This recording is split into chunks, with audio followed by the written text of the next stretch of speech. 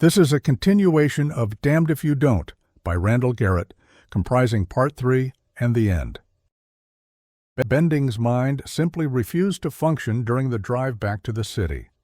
The FBI agent beside him just sat silently while Sam drove the car. Once Sam asked, "Who is it that wants to see me?" And the FBI man said, "Sorry, Mr. Bending, I can't answer any questions. My job is over, as soon as I deliver you." A little later, Sam had another question. "Can you tell me where we're going, at least?" "Oh," the agent laughed. "Sure. I thought I had. The General Post Office building on Kenmore Drive." After that, Sam didn't say anything. That this whole affair had something to do with the converter, Sam had no doubt whatsoever. But he couldn't see exactly what, and none of his wild speculations made sense. He pulled up at last into the parking lot behind the post office building. The second FBI man came up in the steel blue Ford, and the three of them got out of the cars and went towards the building. It was quite dark by now, and the street lights were glowing against a faint falling of February mist. Bending, in spite of his topcoat, felt chilly. They went in the back way, past the uniformed Postal Service guard, and took an elevator to the 6th floor. None of the three had anything to say. They walked down the hall toward the only office that showed any light behind the frosted glass. The lettering on the glass simply said, "Conference Room A6." The FBI man who had driven with Sam rapped on the door with gentle knuckles. "Yes?" said a questioning voice from the other side. "This is Hodson, sir. Mr. Bending is with us." The door opened, and Sam Bending felt mild shock as he saw who it was. He recognized the man from his news photos and TV appearances. It was the Honorable Bertram Condley, Secretary of Economics for the President of the United States. "Come in, Mr. Bending," the secretary said pleasantly. Unnecessarily, he added, "I'm Bertram Condley." He held out his hand, and Sam took it. "It's a pleasure, Mr. Secretary." Condley gave out with his best friendly politico smile. "I'm sorry to have to drag you up here like this, Mr. Bending, but we felt it best this way." Sam smiled back, with a trace of irony in the smile. "It's a pleasure, Mr. Secretary," he repeated. Condley nodded, still smiling, but there was a spark in his eyes now. "I see we understand each other. Come on in. I want you to meet the others." He looked at the FBI men. "That's all. For now." The federal agents nodded and moved away into the dimness of the corridor. "Come in, man, come in," the secretary urged, opening the door wider. Sam hesitated. The light within the room was none too bright. Then he stepped forward, following the secretary. The outer room was dark. Not too dark, but illuminated only by the dim light from the corridor and from the inner room. From that inner room, there was only a glow of light from the frosted glass panel of the door that separated the two rooms. Condley closed the hall door, and as Sam stepped forward toward the lighted door, held out a hand to stop him. "Just a moment," he whispered softly. "I think you ought to know what you're walking into, Mr. Bending." Bending stood stock still. "Yes, sir?" he asked questioningly. "I suppose you know what this is all about?" Secretary Condley asked softly. "The converter, I imagine," Sam Bending said. Condley nodded, his gray hair gleaming silver in the dim light. "Exactly. I'm sorry we had to drag you up here this way, Mr. Bending, but in the circumstances, we felt it to be the best way." He took a breath. "Do you know why we called you here?" "No," Sam said honestly. Condley's head nodded again. "You're in for an argument, Mr. Bending. A very powerful one, I hope. We want to convince you of something." Again he paused. "Are you an open-minded man, Mr. Bending?" Sam Bending followed the secretary's lead and kept his voice low. "I like to think so, Mr. Secretary." He recognized that Condley was preparing him for something, and he recognized that the preliminary statements were calculated to soften him, and he recognized the fact that they did soften him. All right, what was the argument? "You're an engineer, Mr. Bending," Condley said in the same low voice. You have been trained to evaluate facts. All I ask is that you use that training.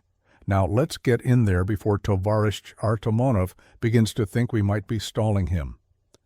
Condley strode toward the door and grasped the knob with a firm hand. Sam Bending followed, wondering. Artomonov?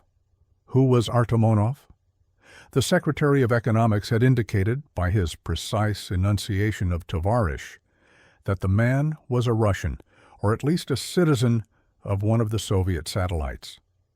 Sam Bending took a deep breath and decided that he was prepared for almost anything. There were 4 men seated around the conference table in the back room, and the most surprising thing, as far as Sam was concerned, was that he recognized only one of them. From the big build-up, he had had half a notion that the president himself might be there. "Mr. Sampson Bending, gentlemen," said Secretary Condley to the group.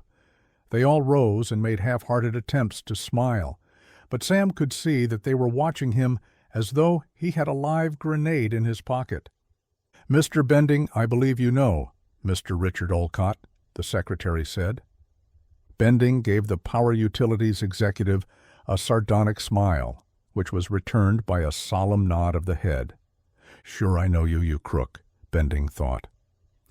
"And around the table," Condley continued, "are Dr. Edward Larchmont, the Research Departmental Head of Power Utilities, Dr. Stefan Vanderlyn of the United States Bureau of Standards, and Dr. Alexis Andreevich Artomonov of the Soviet Socialist Republic's Representative Office at the United Nations."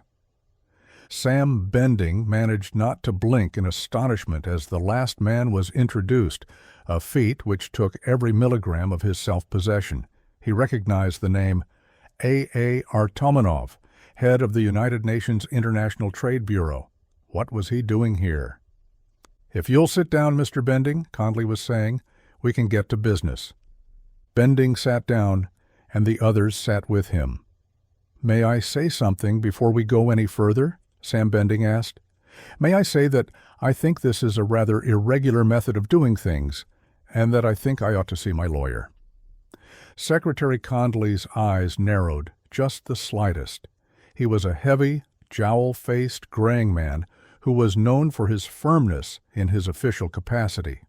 "At this stage of the game, Mr. Bending, there is no need for a lawyer.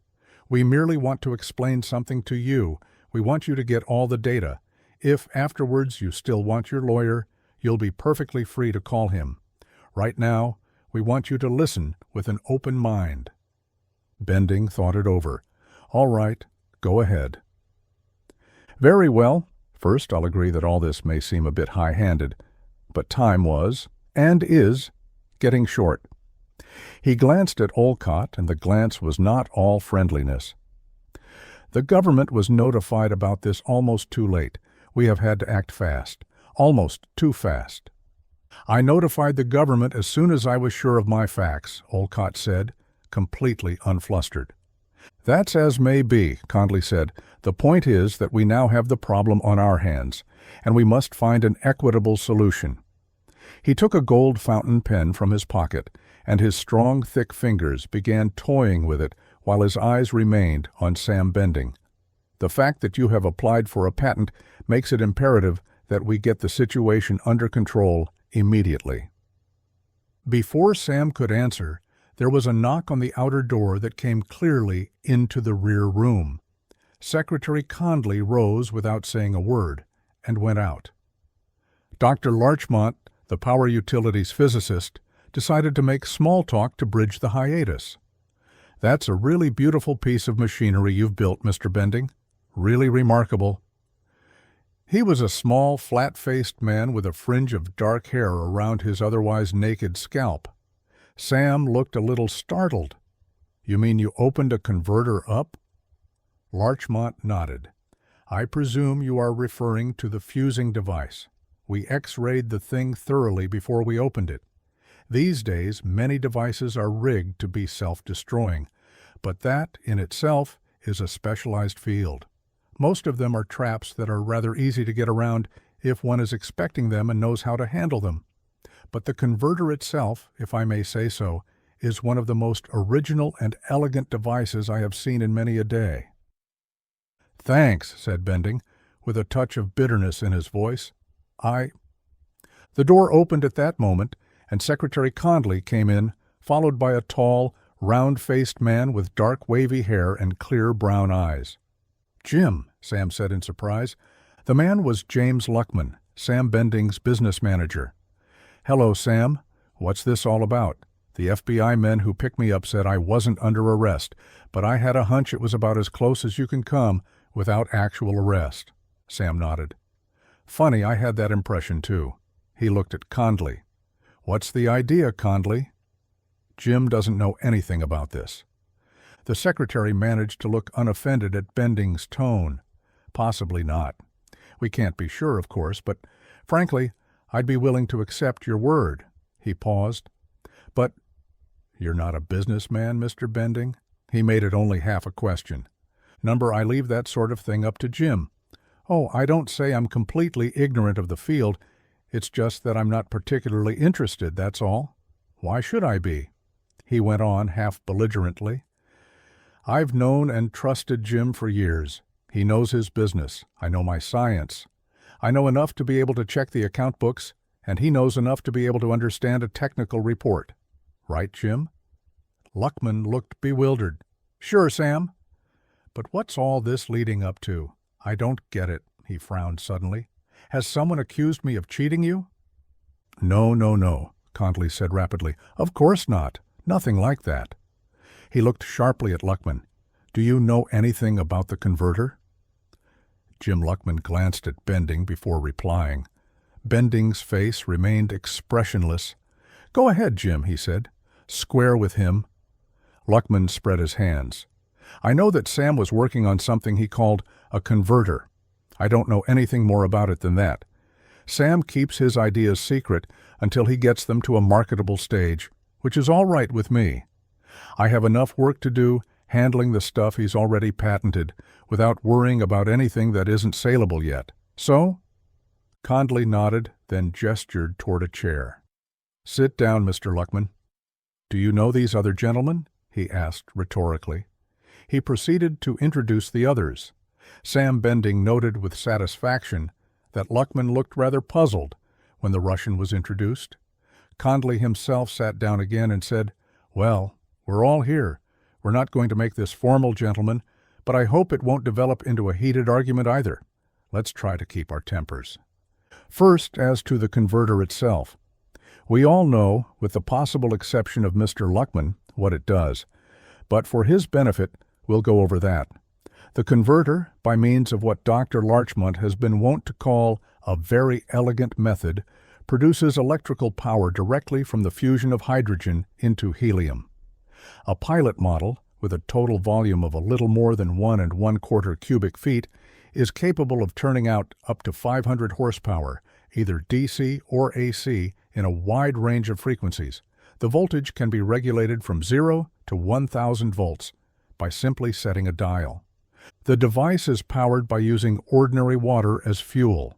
At full capacity, the converter consumes approximately 400 milligrams of water per hour, which can easily be drawn from the moisture of the air. The machine is thus self-fueling. Since the nuclear energy released is converted almost 100% into electrical current, there is no danger from radiation. Since the process is, by its very nature, self-limiting, there is no danger of explosion. The worst that can happen is for the machine to burn out, and I understand it won't do that unless it is purposely tampered with to make it do so. Finally, the device is so inexpensive to produce that it could be sold for about 1/4 of the price of an ordinary automobile. He stopped, cleared his throat, and glanced at Larchmont and Vanderlyn. "Am I essentially correct, gentlemen?" Larchmont nodded, and Vanderlyn said, "That's about it." Jim Luckman looked at Sam Bending in open admiration. "Wow," he said softly. "You're quite a genius, Sam."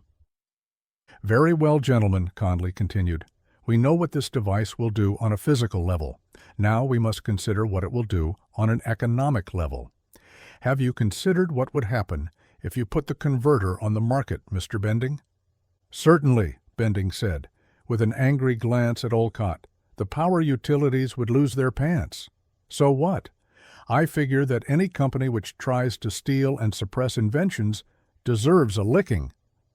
Secretary Condley glanced at Olcott as though he were trying to hold back a smile, then returned his gaze to Bending. We won't quibble over the ethics of the situation, Mr. Bending. You are correct in saying that power utilities would be bankrupt. They couldn't stand the competition of what amounts to almost unlimited free power. And then what would happen, with every power company in the United States suddenly put out of business? Sam looked puzzled. What difference would it make? People would just be getting their power from another source, that's all. Richard Olcott leaned forward earnestly. May I interject something here? I know you are angry with me, Mr. Bending, perhaps with good reason, but I'd like to point out something that you might not have recognized. Public utilities and its cooperative independent companies are not owned by individuals. Much of the stock is owned by small shareholders who have only a few shares each. The several $billion that these companies are worth is spread out over the nation, not just centered with a few wealthy men. In addition, a great many shares are held by insurance companies and banks. Literally, millions of people would lose money just as surely as if it had been stolen from them if this device went on the market. Bending frowned. He hadn't thought of it in exactly that way. Still, he said tentatively, didn't blacksmiths and buggy whip manufacturers and horse breeders lose money after World War I? Not to this extent, Olcott said, shaking his head. This is not 1918, Mr. Bending. 60 years ago, our economy was based on gold, not, as it is today, on production and manpower, centered in the vast interlocking web of American industry. Condley said, Mr. Olcott said a moment ago that millions of people would lose money just as surely as if it had been stolen from them. I think it would be more proper to say that the money will be destroyed, not stolen. A thief, after all, does put money back into circulation after he steals it, but when vast amounts of wealth are suddenly removed from circulation completely, the economic balance is disastrously upset. Sam Bending was still frowning. His grandfather had been a small businessman in 1929, not fabulously wealthy, but certainly well off by the social standards of the day. 2 years later, in 1931, he was broke, wiped out completely, happy and eager to accept any odd job he could get to support his family.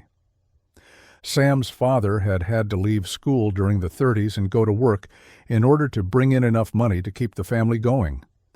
Grandfather Bending, weakened by long hours of labor that he was physically unfit for, had become an invalid, and the entire support of the family had devolved upon Sam's father.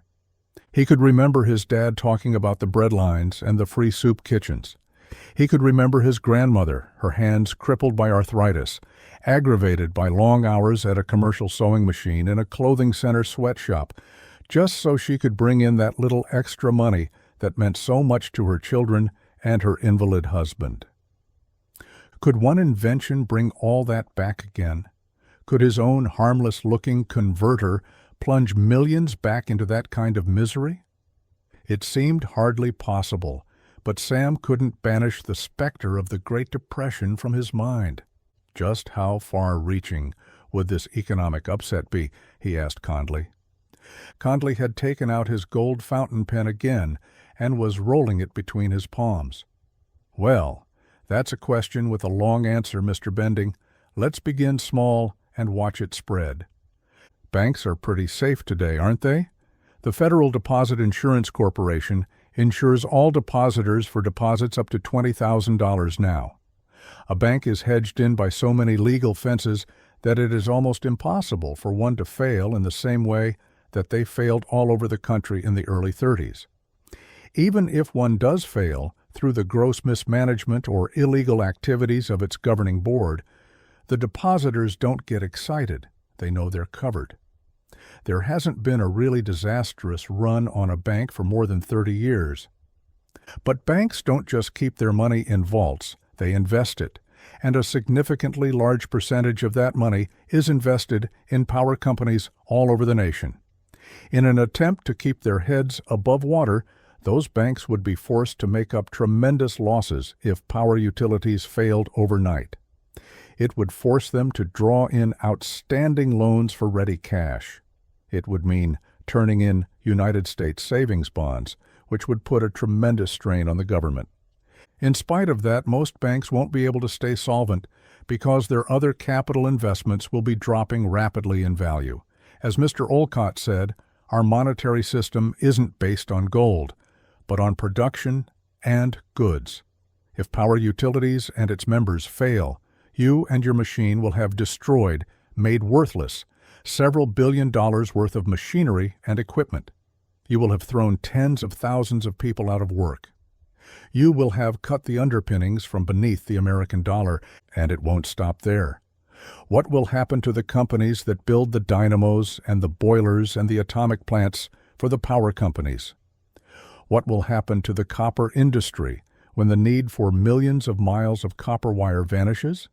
They will all suffer tremendous setbacks, throwing tens of thousands more out of work and lowering the value of their stock drastically. The banks, then, will find their investments suddenly worth only a fraction of their former value. They'll fail wholesale, and you can see what that will do to the Federal Deposit Insurance Corporation and other insurance companies. Sam Bending nodded slowly. He could see that. Insurance companies base their business on the prediction that a certain event, death, accident, or the failure of a bank, will happen to a certain percentage of their covered clients, and they adjust their rates accordingly.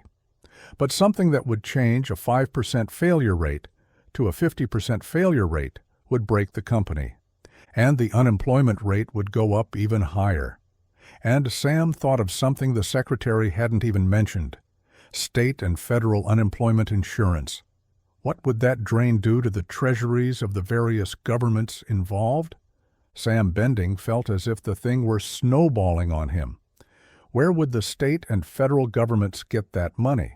Taxes? Don't be silly. How can you collect sales taxes when sales are dropping off because of unemployment? How can you get income taxes from depleted incomes? How can you charge luxury taxes when no one is buying luxuries? Certainly essentials like food, rent, and clothing couldn't be taxed. People would buy as cheaply as possible, which would force down prices. Where would it go from there? Sam asked Condley in a shaken voice. Condley glanced over at the Russian. I believe Dr. Artomonov can answer that one for you. Artomonov was a red-faced, fleshy man with almost no hair and a huge, bristling gray mustache. His eyes were a startling blue. Mr. Bending, he said in excellent English, you may recall that your depression of the 30s was not confined to America. All of Europe became involved. The same will happen again, to a greater degree, if your machine is released to the world at this time. He brushed at his mustache with a fingertip. You may wonder what I am doing here, Mr. Bending. You might think that the traditional rivalry which has existed between our countries for so many decades would preclude my being admitted to such a secret session as this one. I might have thought so too 15 years ago, but when something threatens both our countries, the picture changes. We fought together during the Motherland War, what you call World War II, because of the common threat of German Nazi terrorism. We cooperated to suppress the brush fires that threatened us in Europe and the Middle East during the so-called tense war. In big things, we must cooperate. Again, we are both threatened by a common source, Mr. Bending, and again, we must cooperate. Sam Bending felt a chill. The thought that he and his machine were a threat as great as that, a threat to the two greatest nations of Earth, was appalling. I am not a scientist, Mr. Bending, the Russian went on.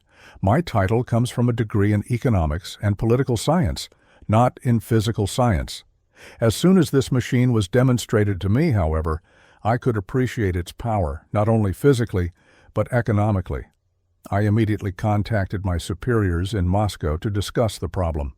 Naturally, we would like to know the elegant principle behind its operation. Equally naturally, he smiled politely at Secretary Condley, you will not tell us. However, my superiors in Moscow assure me that we need not worry on that score. A machine identically similar to yours was invented by one of our brilliant young scientists at the University of Moscow over 4 years ago. As a patriot, of course, he was willing to have the machine suppressed, and no news of it has leaked out. Sam Bending found it difficult to keep from smiling. Sure, he thought, and a man named Popov invented radio, and Yablotchkov invented the electric light. You see, Mr. Bending, Dr. Artomonov continued, while we do not have the unstable setup of money-based capitalism, and while we do not need to worry about such antiquated and dangerous things as fluctuating stock markets, we would still find your machine a threat. Communism is based on the work of the people. Our economy is based on the labor of the working man.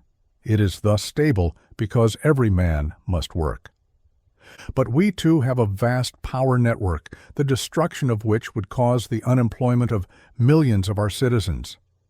The unemployment alone would cause repercussions all over the Soviet republics, which would be difficult to deal with. We would eventually recover, of course, because of the inherent stability of our system, but the shock would not be good for us.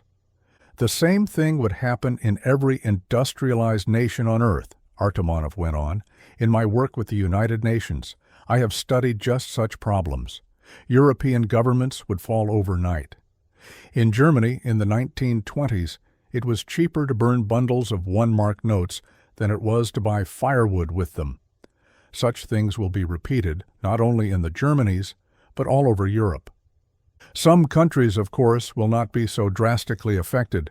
China and other parts of Asia, which have not built up a vast industrial system, will be affected only slightly. The South American countries still have a more or less agricultural economy and will not be bothered greatly. But the great industrial civilizations of East and West will collapse. With one breath, Artomonov was saying that the Soviet Union could weather the storm, and with another he was hinting that it probably wouldn't. But Sam Bending could see the point in spite of the Russians' tortuous logic. I think that is all I have to say for the moment, Artomonov said, except to emphasize one point. The Great Depression hit the world some 50 years ago. It was a terrible thing for everyone concerned.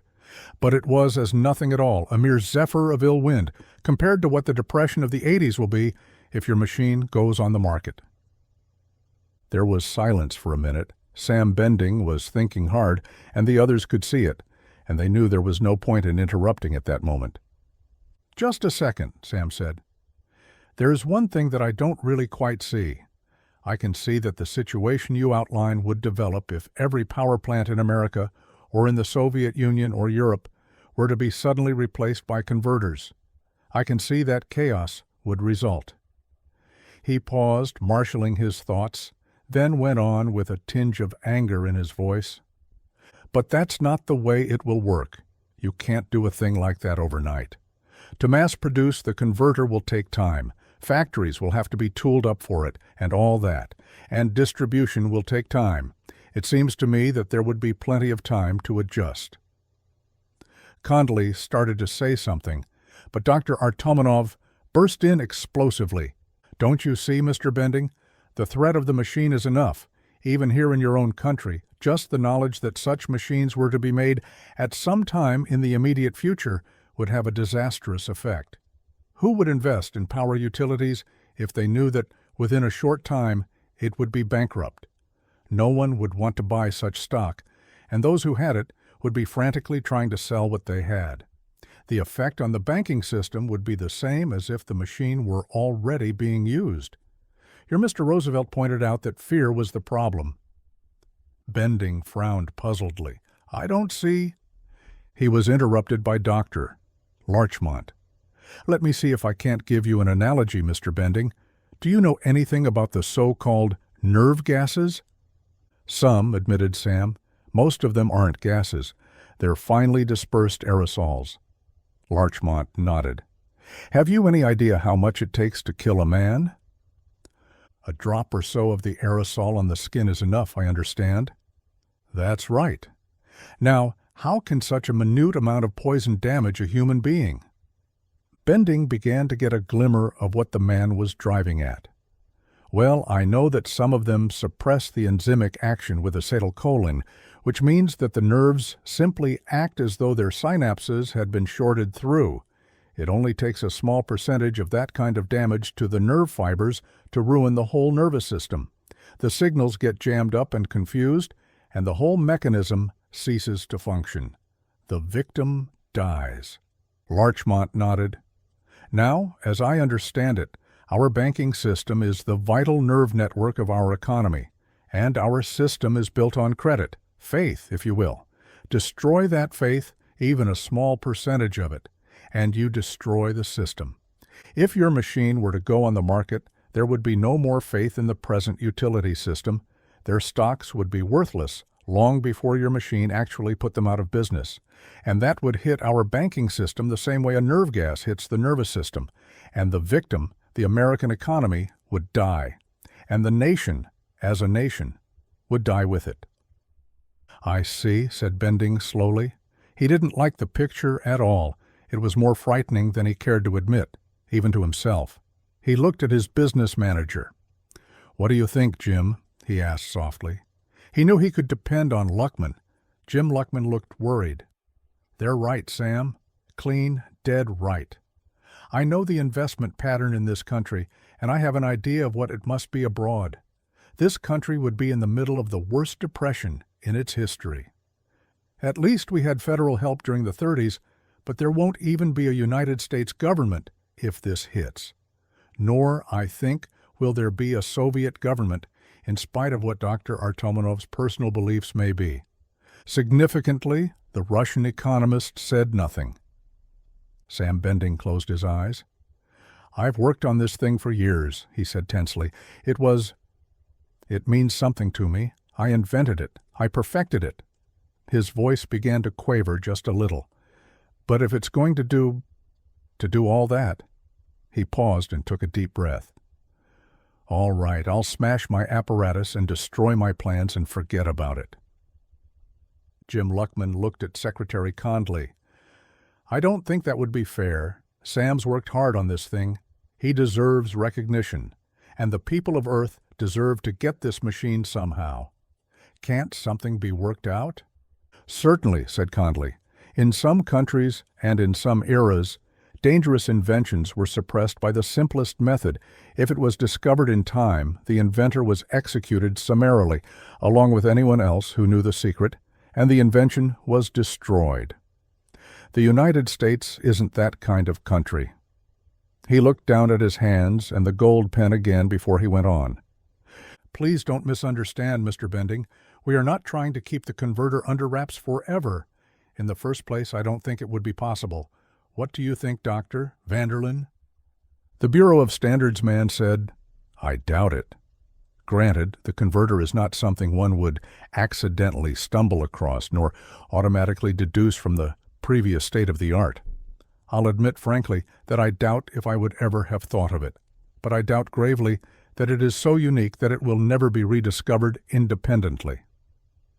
"So," said Condley, "we have no intent to hold it back on that score, and in the second place, such an invention is too valuable to allow it to be lost. So here is our proposition. You will sell your rights to the converter to Power Utilities. It won't even be patented in the usual sense. We can't allow the converter to become public property at this time. We can't make it possible for just anyone to send in a quarter to the patent office to find out how it works. That's why we stopped the patent application. But the government will see that a contract is written up which admits that you are the inventor of the converter, and which will give you royalties on every unit built, high royalties. Under strict government supervision, Power Utilities will proceed to liquidate their holdings, slowly, so that there will be no repercussions on an economic level. The danger lies not in the converters replacing existing power equipment, but in the danger of its replacing them too quickly. But with care and control, the adjustment can be made slowly. The process will take about 10 years, but you will receive a lump sum plus a monthly payment as an advance against future royalties." "I see," said Bending slowly. "That sounds all right to me. What about you, Jim? What do you think?" Jim Luckman was smiling again. "Sounds fine to me, Sam. We'll have to work out the terms of the contract, of course, but I think Mr. Olcott and I can see eye to eye." Olcott seemed to wince a little. He knew he was over a barrel. "I suppose I'll have to be sworn to secrecy, eh?" Bending asked. He was beginning to recover his poise. Condley nodded. "You will." He made his characteristic pause, looking down at the gold pen and back up. "Mr. Bending, don't think that this is the first time this has happened. Yours is not the first dangerous invention that has come up. It just so happens that it's the most dangerous so far. We don't like to have to work this way, but we must. There was simply nothing else to do." Sam Bending leaned back in his chair. "That's all right. To be perfectly honest, there are a lot of details that I still don't understand. But I recognize the fact that I'm simply not an economist. I can see the broad outlines plainly enough." Dr. Artomonov smiled widely. "I do not understand the details of your machine either, Mr. Bending, but I understand the broad outlines of its operations well enough to be frightened when I think of what it could do to world economy if it were to be dumped on the market at this time. I am happy to see that America, as well as Mother Russia, can produce patriots of a high order." Sam gave him a smile. "Thanks." He didn't know quite what else to say to a statement like that. "But Jim here is going to spend the next several days trotting out facts and figures for me. I want to see just what would take place if I can wrestle with that kind of data." "Oh, brother," said Jim Luckman softly. "Well, I'll try." "I'll have the reports from the computer sent to you," Condley offered. "They show the whole collapse, step by step." Artomonov cast a speculative glance in Condley's direction, but he said nothing. "There's one other thing," Sam said flatly. "The converter is my baby, and I want to go on working on it. I think Power Utilities might put me on as a permanent consultant so that I could earn some of the money that's coming in over the next 10 years. That way, my royalties won't suffer so much from the advance payments." Jim Luckman grinned, and Richard Olcott said, "I thought you said you were no businessman, Mr. Bending." "I may be ignorant," said Sam, "but I'm not stupid. What about it?" Olcott glanced at Dr. Larchmont. The little scientist was beaming. "Definitely," he said. "I want Mr. Bending to show me how he managed to dope that thing out. And, to be perfectly frank, there are a couple of things in there that I don't get at all." "That's understandable," said Dr. Vanderlyn. "We only had a few hours to look at the thing. Still, I must admit it's a Lulu." "That's not what I meant," Larchmont said. "There are some things in there that would take a long time to figure out without an explanation. I'll admit that—" "Wait a minute," Bending interrupted. "You said a few hours, Doctor." "Vanderlyn. You mean only since this morning?" He grinned. "What happened to the one you got Friday night? Did my fusing device work the first time?" Vanderlyn looked puzzledly at Larchmont. Larchmont said wonderingly, "Friday?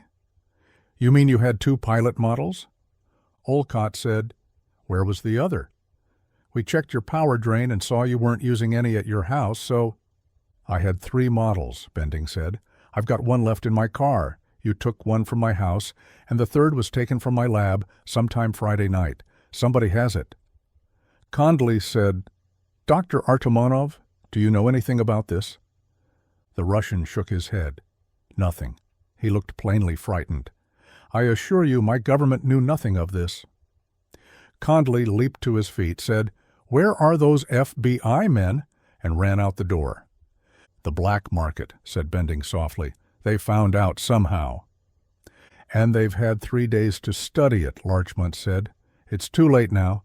That thing is probably somewhere in South America by this time."